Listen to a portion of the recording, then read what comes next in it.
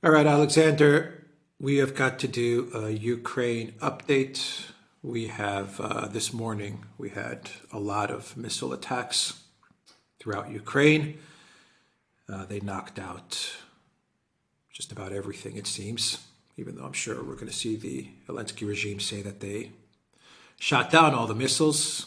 The fact of the matter is that we're getting reports of metros stopped, more blackouts, 1 week on, 1 week off. This has become the same routine every week. And we have the big Economist story, interview actually, with the commander of the Ukraine Armed Forces, General Zaluzhny. And that was an interesting interview that he gave with the Economist. And we have, I would say, Marinka Bakhmut, still ongoing. Marinka, the last I heard, 80% of this town has been taken by the Russians, and Bakhmut, slow advancements. But it looks like even though the collective West is saying this is not a significant city or town, depending on what you want to call it, Zelensky is sure pouring everything he has into this insignificant town. Anyway, that is, I think, a summary of everything that's going on. Absolutely. I think the most important news is, in fact, this interview in The Economist, and we will, we'll focus on that a little bit more. But can I just say, there's been an interview with The Economist. There was 3 people involved. Zelensky himself, he gave his own version of events, which is exactly the same as the one that he always gives.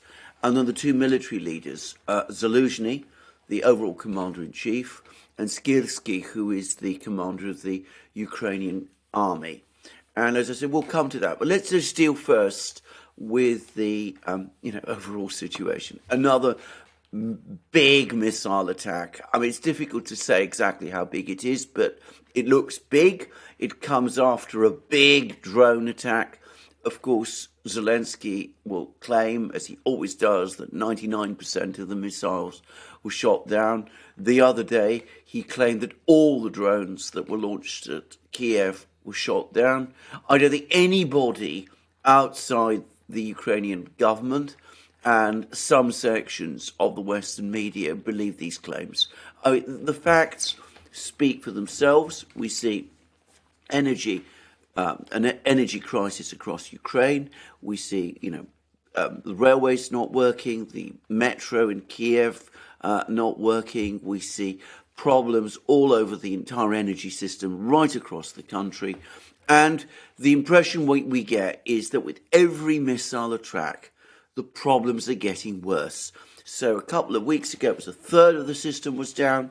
Then it was 40%. Then before this missile attack, we were saying more than 50% of the system was out of order. And I suspect after this missile attack, it'll be more than that. And gradually, inexorably, we're moving towards a situation where we might not get a total collapse. I suspect there'll always be some power somewhere in Ukraine, but the system will be so degraded that it isn't functioning effectively anymore. And on the military front, the military situation, well, I think you've described it. It's very short, but I mean, it's the 2 big battles at the moment are Bakhmut and Marinka. Marinka, they're saying 80% under Russian control. They also say that the supply routes to Marinka have been cut, so the Ukrainian troops are presumably still fighting there, if these reports are to be believed, are not going to be able to keep fighting for very long because at some point they're going to run out of supplies. And in Bakhmut, the fighting continues. Again, a Russian official has talked about a pincer movement gradually tightening around the town. The Russians have broken through many of the defense lines in the eastern suburbs. They're apparently now fighting, the street fighting going on in the town itself. But again, this vice is closing, and I read a report yesterday about the prediction being that the Ukrainian troops in Bakhmut, who are still there, before very long, unless they're pulled out now, are going to find themselves in the same position as the Ukrainian troops found themselves in Mariupol. In other words, totally cut off, not just from resupply and reinforcement, but from any possible retreat and facing the prospect of either death or captivity. So it's a bad situation in Bakhmut. And again, as you absolutely rightly say, always this talk about, this is an insignificant place, there's far stronger defense lines further east.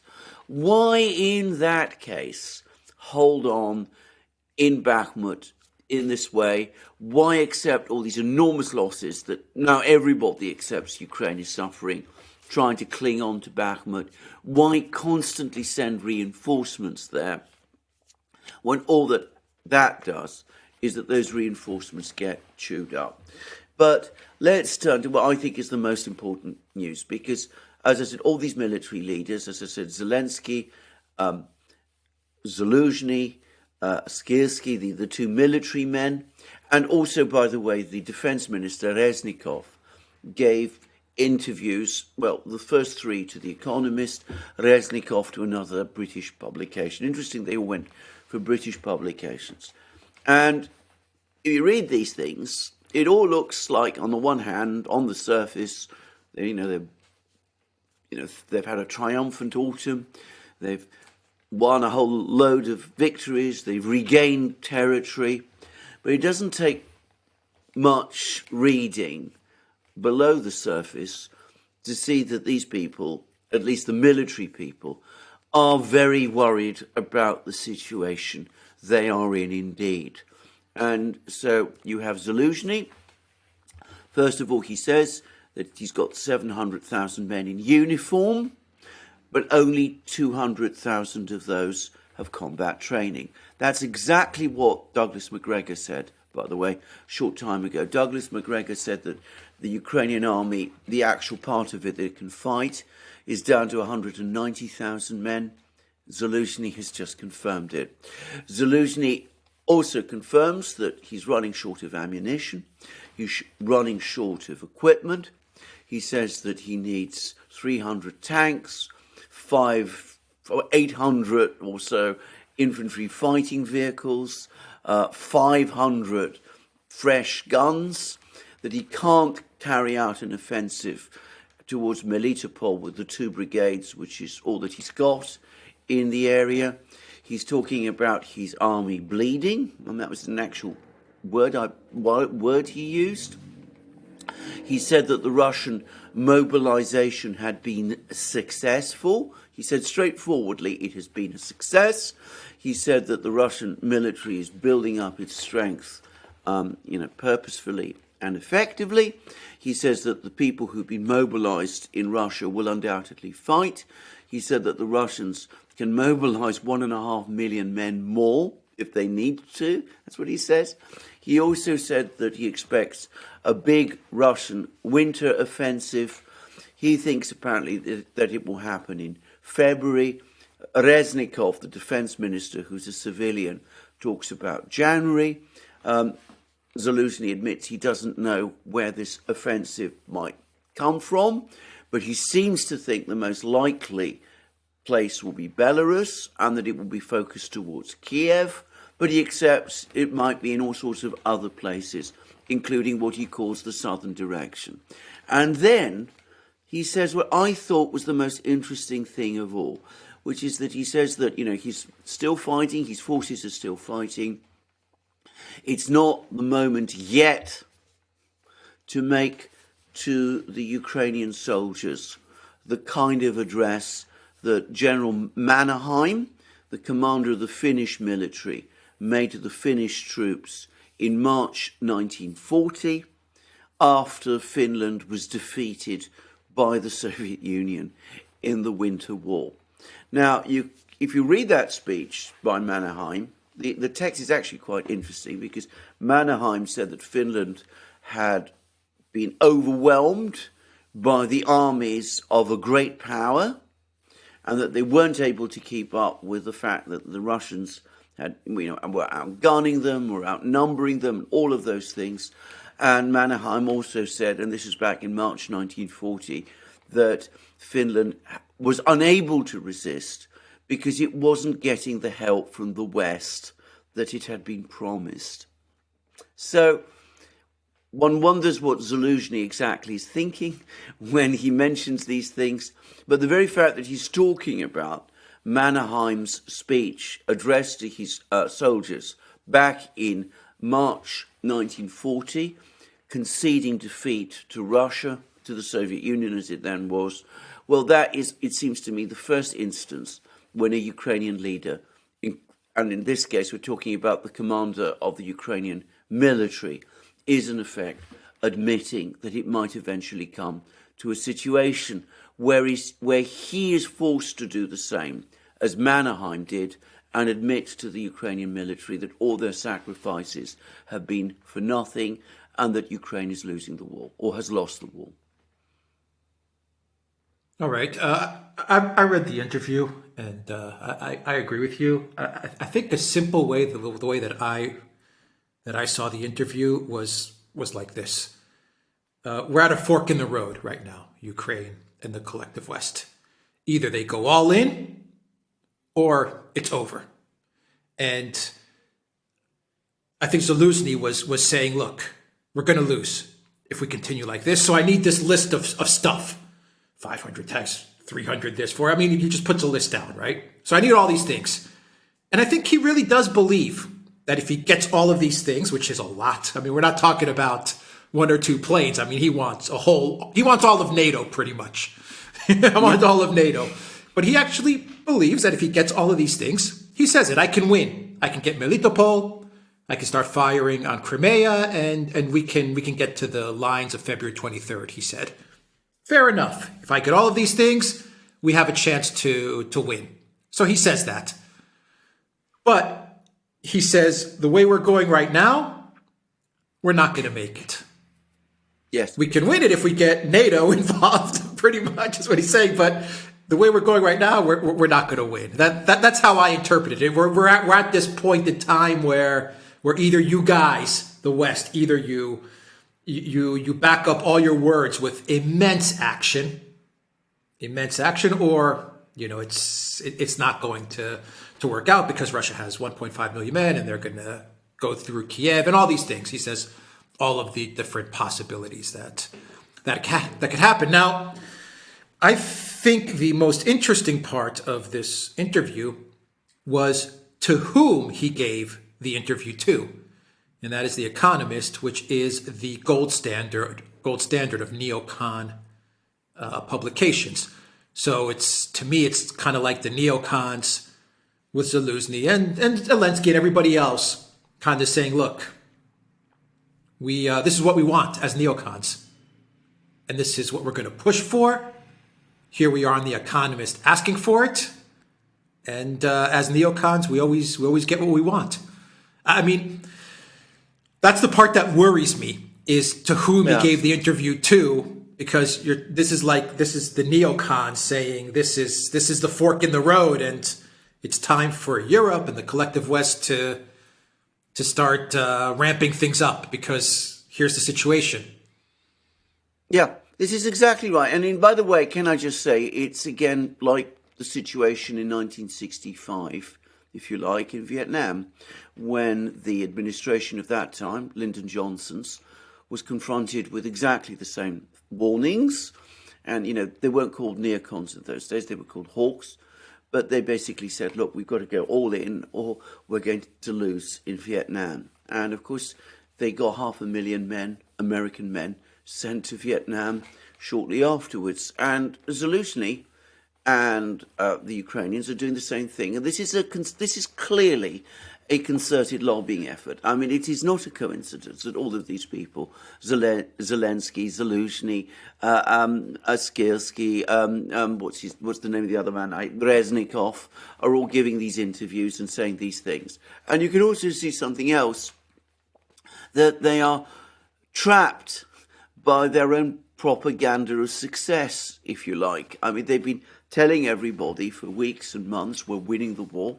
We've had the successful offensive in Kharkiv. We've had the successful offensive in Kherson. We've got the million-man army and all that kind of thing.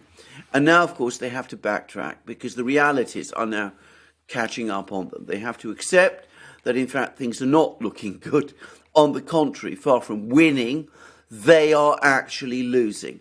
And this is clearly a concerted interview. It's been agreed with The Economist, which, as you said correctly, is very, very deep into neocon thinking. It's a neocon publication through and through.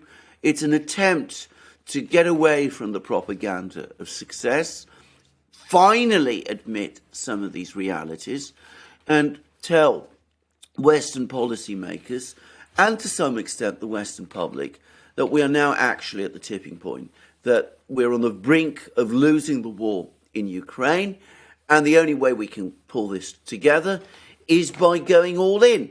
Now, if you go back to Vietnam, they did go all in. They sent in 500,000 troops. They carried out Operation Rolling Thunder, the bombing of North Vietnam. They did all of those things, and they still lost.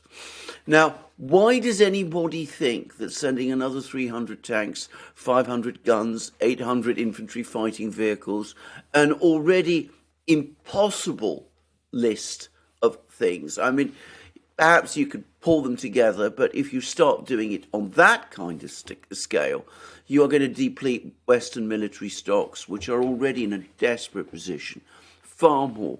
You're going to run out of ammunition much more quickly.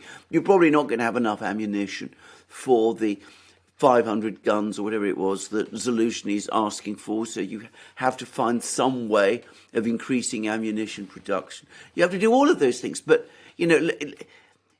when he talks like that, when Zaluzhny talks like that, I mean, that's clearly what they're going to try to do. They're now trying to get everybody in Washington, in London, in Brussels, and to some extent in Berlin and Paris, to mobilize, to send everything NATO has got into Ukraine, except when you're up against an adversary that can effortlessly, apparently, call up 1.5 million men, and has, well, they've just delivered 200 T-90 tanks, apparently, to Donbass.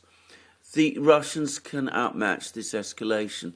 But, of course, the risk is that it isn't just going to be weapon systems that people are going to send. There's going to be more and more demands to send troops, to send actual fighting soldiers to prevent Ukraine's defeat and to prevent this collapse, avert this collapse that Zaluzhny is now talking about. And he's giving, if you like, the neocons and their backers a warning. He says, if you don't do this, I'm going to be forced to do what Mannerheim did way back in 1940 and tell my troops to surrender because we can't keep going by ourselves.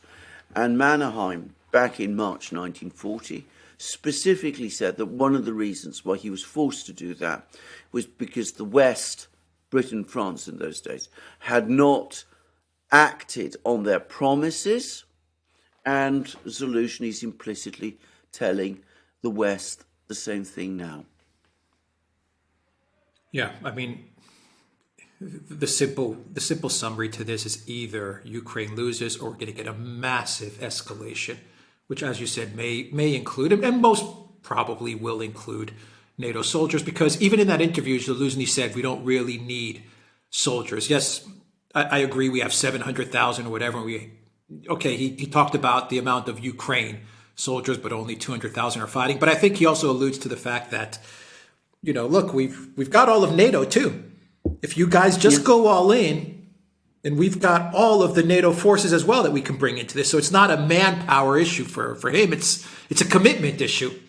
Is NATO going to pull the trigger and go to the conflict with Russia? Are you guys ready to do it? That's how I saw it. I also saw a couple of other things which I think are interesting. The fact that all of this is being coordinated by UK publication. Boris Johnson a couple of days ago was also talking about emptying out everything that the UK has pretty much and giving it to Ukraine. I think it just confirms how deep into this the UK really is. I would even say I'll go out on a limb and say the UK is even more deep into this than, or at least at an equal level with the United States. I'm not saying I'm not saying money put in and all that. I'm saying commitment and desire to go to war with Russia. I think the UK is top of the list. I mean, they want this conflict bad.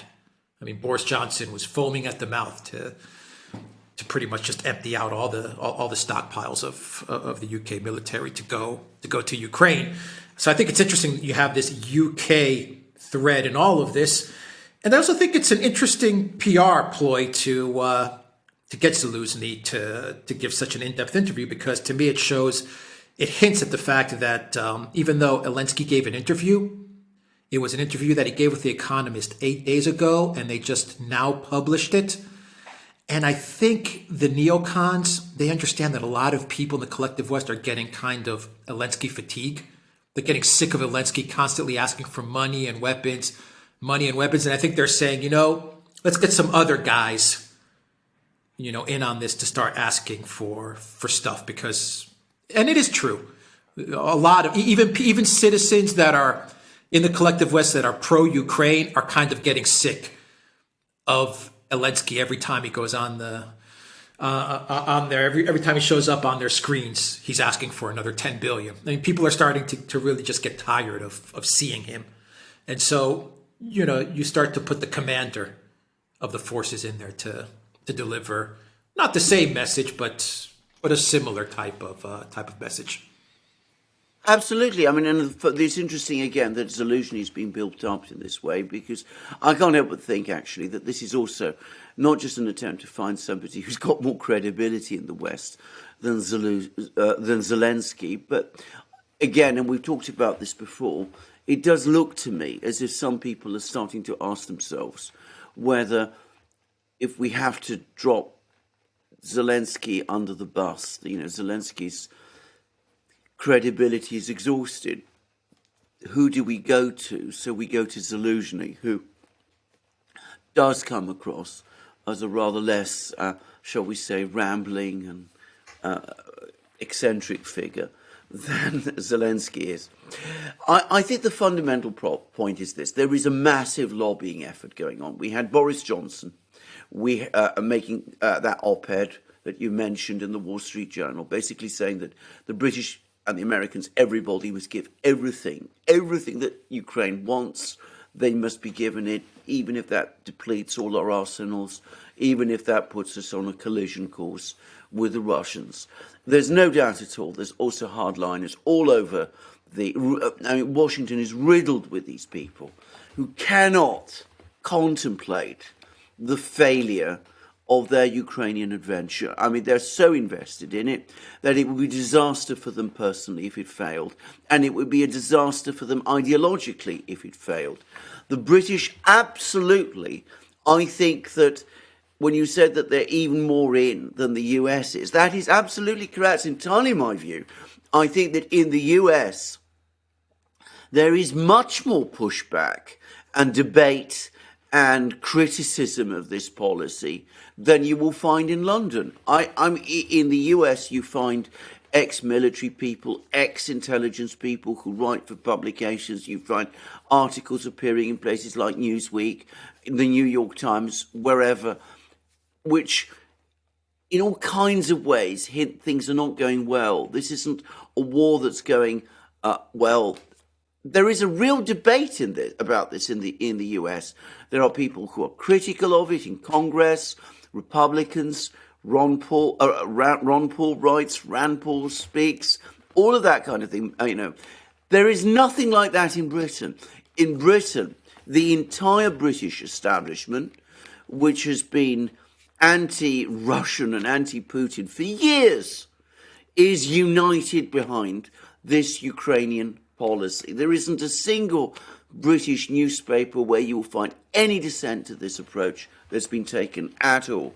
So, of course, they are also extremely alarmed by the developments of the military situation. They've organised these interviews. I think Reznikov's interview, which was not with The Economist, was also with a British publication. And, of course, they are now engaging in a massive lobbying effort on Ukraine's behalf in Washington and amongst the other NATO allies. And of course, there will be other people in the United States and wherever who are involved.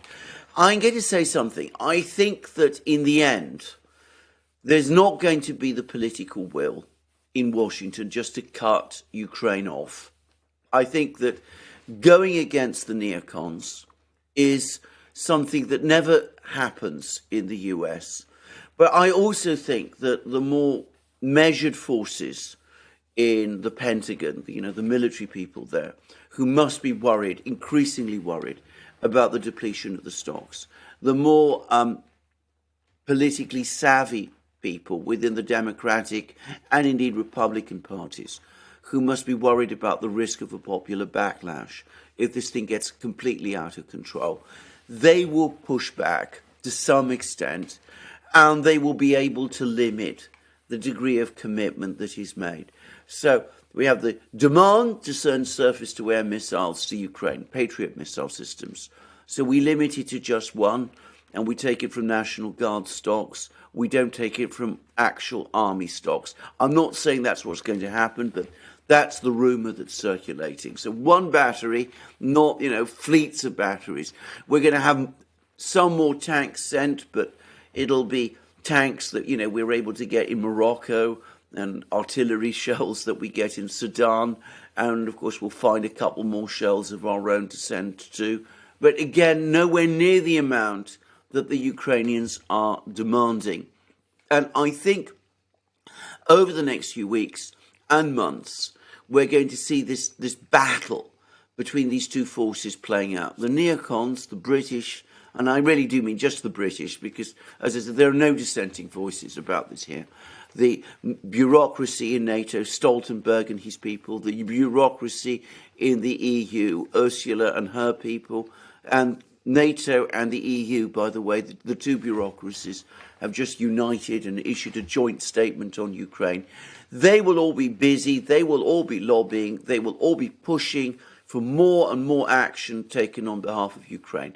But there will be countervailing forces in Congress, in the Pentagon, among some European governments, Scholz to some extent, maybe Meloni perhaps a bit more, people like that, and they will be able to limit the extent to which this commitment is made.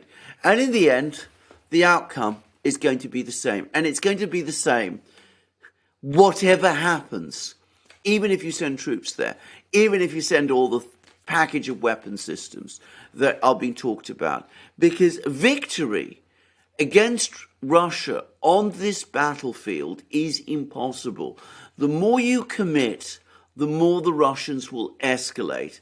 And the more united in support of that escalation Russians will be, because they will see a threat to themselves and they will respond accordingly. It's what Obama warned against all those years ago, back in 2016, when he said this is an area where there is escalatory dominance. And I think some people in the West understand that, especially in the Pentagon, but they're, of course, too afraid to come out and say it publicly. Yeah, we've almost come full circle in this entire conflict, because when this thing first started, the goal was to get NATO involved, and Zaluzhny and everyone else at these interviews, they pretty much now have come to the point where they're saying NATO has to get involved. Yeah. The collective West has to get involved, or else we're going to lose. So, and even Adam Schiff, by the way, Adam Schiff gave an interview, I think to ABC or NBC News, and he said, and there's Adam Schiff, he was hinting at the fact that the best way to move forward is to manage the war. They're not fully committed with sending 500,000 American troops to Ukraine. They're hedging their bets and saying, let's just try to manage this. Let's just manage this escalation, manage this conflict. Yeah. Well, I mean, how can you manage an escalation? I mean, exactly, not enough. I mean, it doesn't work like that. But can I make a point? And this is exactly. I mean, and we come back though to the original premise upon which this war was constructed. The whole idea was going all the way back to that Rand Corporation report of, I think it was 2019, you create all kinds of problems around Russia's periphery, and you drain Russian attention and weaken Russian resources. That, of course, was what Austin and Blinken and all those people were saying just a few months ago. What's actually happening is that it's the West's resources that are being drained. It's the West's economies that are being weakened. And it is the West that is being sucked into a conflict where, of course, the risk it always faces now is that it will lose at any point. I mean, either they cut it off now and, they will lose, or they go in further and they will lose bigger. But you can see how once more a neocon plan has worked out badly for the West and for the United States. Instead of the Russians being, distracted and weakened, which maybe in some ways they have, not in others, the people who are finding themselves trapped into a cycle of either defeat or escalation, endless escalation, in which they can't, in the end, keep up, are the Western powers. And you're starting to sense, I think, in Europe, increasingly, and I don't mean in the levels of the political class, but you're starting to sense that some people are beginning to get nervous and are looking for ways to jump off the ride. I mean, Olaf Scholz has been giving these very interesting and completely ridiculous, in my opinion, articles about, we mustn't end up in a Cold War. We must find a way back somehow. Macron does exactly the same. We've seen political crisis now in Slovakia where the government has fallen.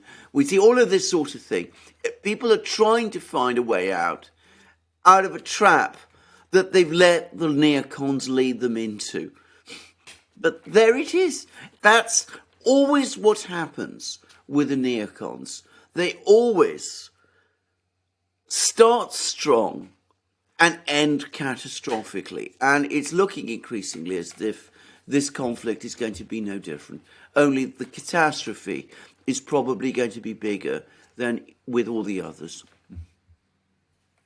Yeah, you even had that, I think it was either a New York Times or Washington Post article or Wall Street Journal, I forgot which one, they're all the same, which said that the U.S. is telling the Europeans that they're going to have to start paying a lot more money to keep Ukraine afloat. Something like that. Did you catch that article? Yeah, absolutely. I did catch that article. And doesn't that tell you a great deal? Because like they say that they have to double. Like instead of like 1 or 2 billion, you have to pay 4 billion a month or something like that. And that was the U.S. telling the Europeans, look, you guys got to pony up more money. Yeah, and then in a few months, it'll be, 8 billion a month, and then 10 billion a month, and then 20 billion a month. And that is the way this now is fated to go, because that's the only way it can. And eventually, the policy collapses under its own weight, which is what happened in Vietnam, by the way.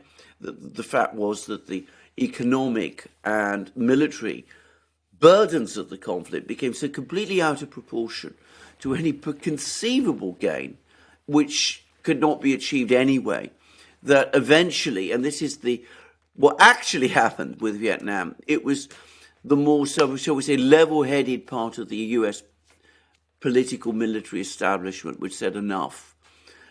But in the meantime, until we get to that point, we're going to see enormous damage being done to the fabric of the West, to Europe. NATO, I suspect, is going to come under increasing strain. Europe is going to come under increasing strain. I'm now starting to see the first articles appearing which admit that oil prices, energy prices are going to start rising in 2023. So we have a long way to go before the penny finally drops and people draw the correct conclusion from what Zaluzhny and the others are saying in these interviews, which is that victory in Ukraine is impossible, whatever Zaluzhny says, because the resources required to achieve it are beyond any rational limit. which is why you're getting a lot of articles, just to wrap up the video, a lot of articles over the past couple of weeks, which are resurfacing about regime change in Russia and tribunals. Yeah, absolutely. They're still holding on to this dream of some sort of regime change and some sort of tribunal where you're going to have Vladimir Putin sitting at The Hague, and it's going to be for all the world to see. The Absolutely. UK is trading judges in this. The Netherlands is putting this together. Borrell said that he's trying to put a tribunal together with the UN. It's just hopium. It's just false hope that they're trying to cling on to something to keep this thing going. Absolutely, that's exactly what it is. It's also something else, though, and it's an attempt to intimidate some people in Moscow. There was a very interesting article today in the Financial Times, which is furiously critical of Putin's economic team, who are assumed to be liberals.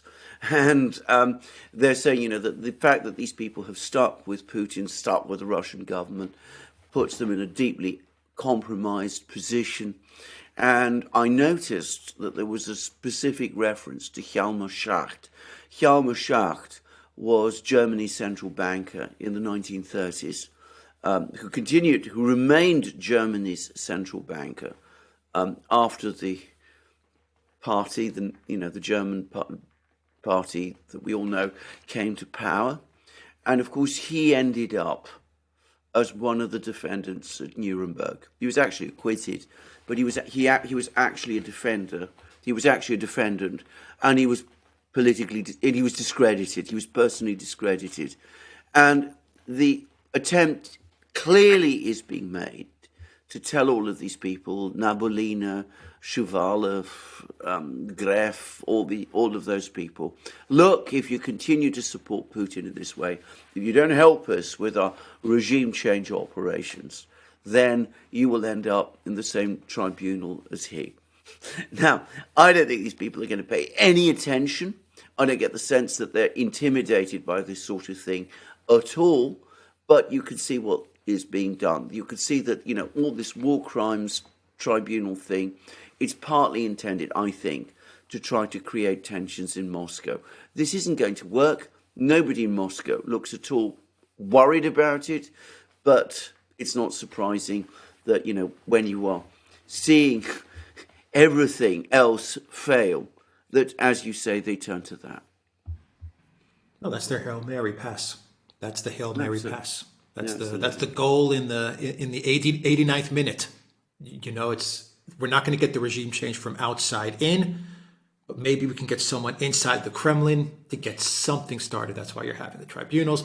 That's why you have all of these parliaments labeling Russia as a state sponsor of terrorism, the EU Parliament, the Polish Parliament. That's why you had the EU Parliament yesterday say that the Holodomor was an act of genocide. They passed that as well.